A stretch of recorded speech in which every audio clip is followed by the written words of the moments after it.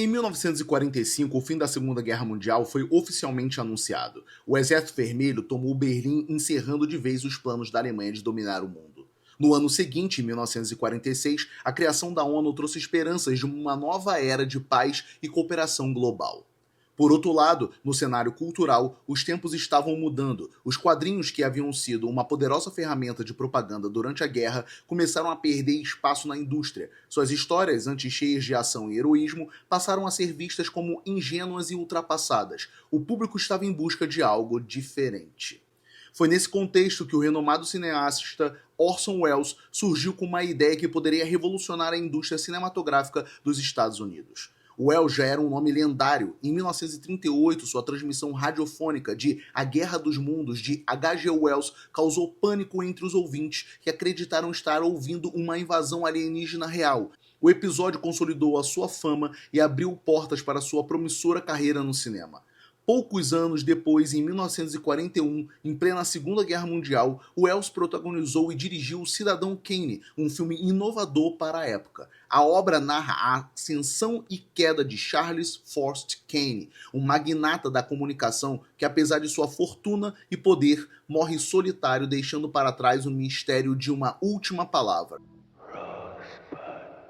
Com técnicas cinematográficas avançadas para a época, como profundidade de campo, ângulos ousados e uma montagem não linear, Cidadão Kane tornou-se um marco do cinema. Agora, poucos anos após esse sucesso, Welles volta a surpreender ao demonstrar interesse por um novo projeto. Uma adaptação cinematográfica de um dos personagens mais icônicos da cultura pop.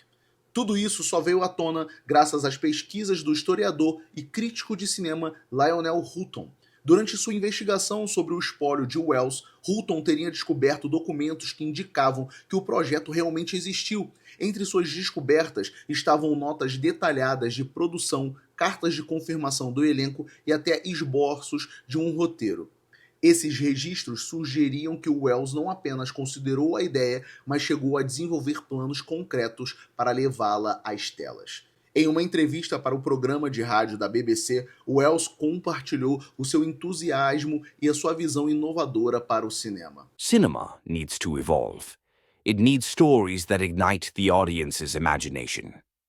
I have always believed in the power of modern myths, and few characters encapsulate that as well as this one. He is a tragic and imposing figure, a man divided between light and shadow. Who better than me to bring him to life? A Warner Bros. Viu nessa proposta uma oportunidade única de revitalizar o mercado cinematográfico que buscava novos atrativos após anos de guerra. O estúdio, que já possuía experiência na adaptação de histórias em quadrinhos para seriados de matinê, percebeu que um filme dirigido por Welles poderia elevar o gênero a um novo patamar. Welles proved with Citizen Kane that he knows how to explore the psyche of an enigmatic and powerful man.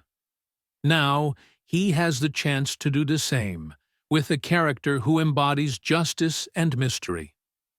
If there is anyone capable of turning a comic book hero into a cinematic masterpiece, that person is Orson Welles. Declarou um executivo da Warner na época. Mal sabia o público que esse projeto se tornaria um dos grandes. Para dar vida a esses personagens icônicos, Welles escalaria um elenco estrelar, reunindo alguns dos maiores nomes da era de ouro de Hollywood. O papel do Coringa ficaria para o britânico Basil Rathbone, famoso por interpretar vilões em grandes produções como As Aventuras de Robin Hood e A Máscara do Zorro. E aqui vale uma curiosidade. Segundo algumas versões da mitologia do Batman, foi justamente após uma sessão de A Máscara do Zorro que os pais de Bruce Wayne foram assassinados. Um detalhe que tornaria a escolha ainda mais simbólica. James Cagney, astro do cinema policial e eternizado por sua atuação em Inimigos Públicos, encararia um charada completamente anacrônico para a época, mas sem dúvida fascinante. Já o papel de Duas Caras, que inicialmente foi oferecido a Humphrey Bogart, acabou ficando com George Huff.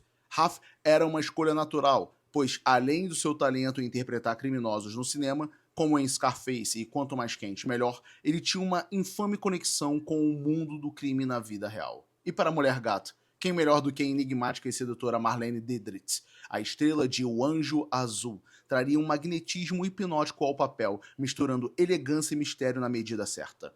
Mas o verdadeiro conflito nos bastidores não veio de briga entre os atores, e sim da escolha do protagonista. Para interpretar Bruce Wayne e Batman, Wells tinha apenas um nome em mente: ele mesmo. Convencido de que ele era a melhor escolha para o papel, o diretor insistiu em protagonizar o filme. No entanto, os produtores, sempre um obstáculo para a visão artística de Wells, discordaram.